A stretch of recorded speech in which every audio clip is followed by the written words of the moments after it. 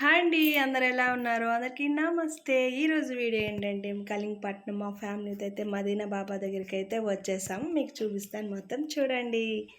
చూసారు కదా చుట్టూ కొబ్బరి చెట్లు, చల్లని గాలి, వాతావరణం అయితే చాలా బావుంటుందండి. సముద్రం కూడా పక్కన ఉంది. ఎంతమంది అయితే ఈ బాబా దగ్గరికి వచ్చారో కామెంట్ చేయండి.